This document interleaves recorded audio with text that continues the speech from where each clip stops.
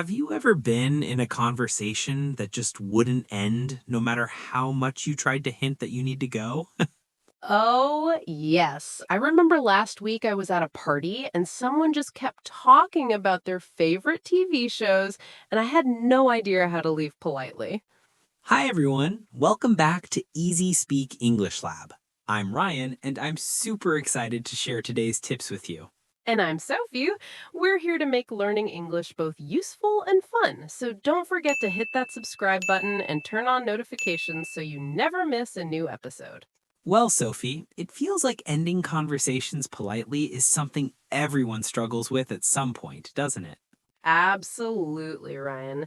Even people who speak English fluently sometimes find it difficult to say, I need to go without sounding rude.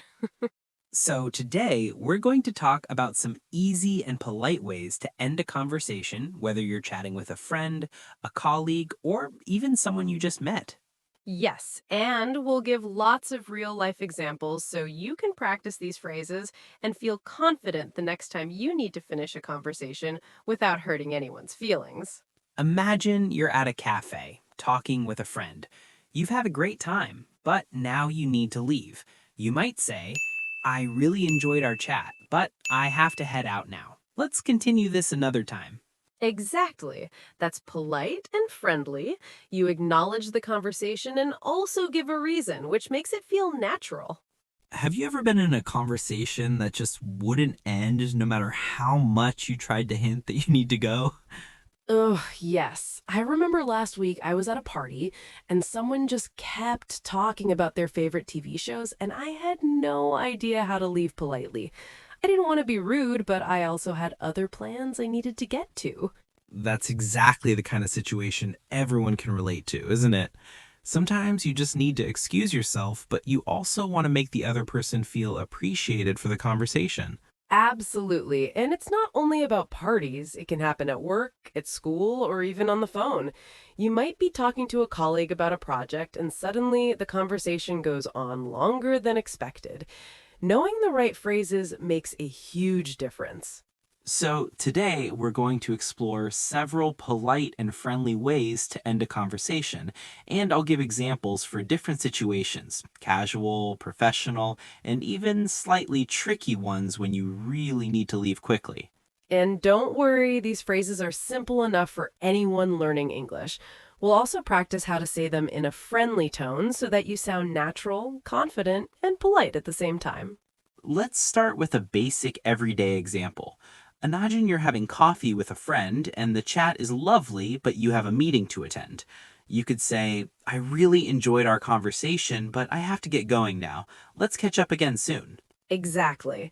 That phrase shows respect for the conversation, gives a clear reason, and makes leaving feel completely natural. And you can even add a little comment like, it was so nice to hear about your new project. That way, you end on a positive note. Another tip is to use body language along with your words. You can subtly check your watch or start gathering your things so the other person senses that it's almost time to wrap up. When combined with a polite sentence, it makes the ending smooth and friendly. Yes, and even something as simple as smiling while you excuse yourself or lightly laughing about the situation can make a big difference. It keeps the conversation warm and avoids any awkwardness. Now that we've talked about why ending a conversation politely is important, I think we should explore different real life situations because the way you end a conversation really depends on where you are and who you were talking to. I completely agree, Ryan, because the phrase you use with a close friend might not work in a professional meeting.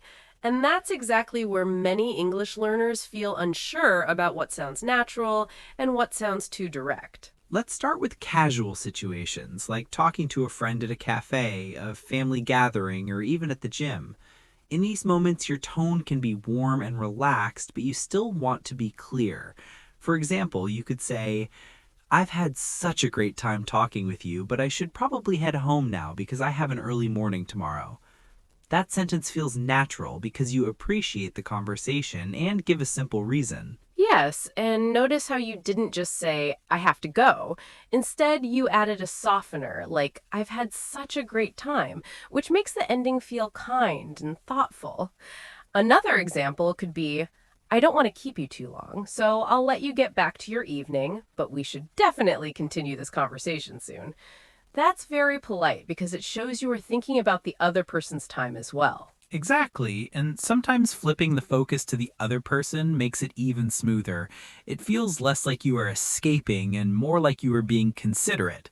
Now let's move to professional situations because this is where politeness becomes even more important. Imagine you are in a meeting and the discussion starts going off topic, but you have another appointment scheduled. You could say, this has been a very productive discussion, but I need to prepare for my next meeting. Perhaps we can revisit this topic later this week. That sounds respectful, organized, and professional. I like that example because it does three things at once. It complements the discussion, explains your reason, and suggests a future continuation. That structure is extremely useful in business English. Here's another one. I would love to explore this idea further, but I'm afraid I have a deadline I need to focus on right now. Could we schedule another time to talk? That way you're not rejecting the conversation, you're postponing it. And that makes a huge psychological difference because people don't feel ignored or dismissed. They feel valued and understood. Ending phone calls can sometimes feel even more awkward, especially if the other person keeps adding new topics right when you're about to hang up. Oh, yes, that moment when you say goodbye and suddenly they say, oh, one more thing. Both lightly laugh. In that case, you could say, I'm so glad we talked today, but I really need to run now. Let's text later if anything else comes up. It's friendly, but firm. Or in an online meeting, you might say, before we finish, is there anything urgent we should address? If not, I'll go ahead and wrap up so we can all get back to our tasks. That sounds confident and organized.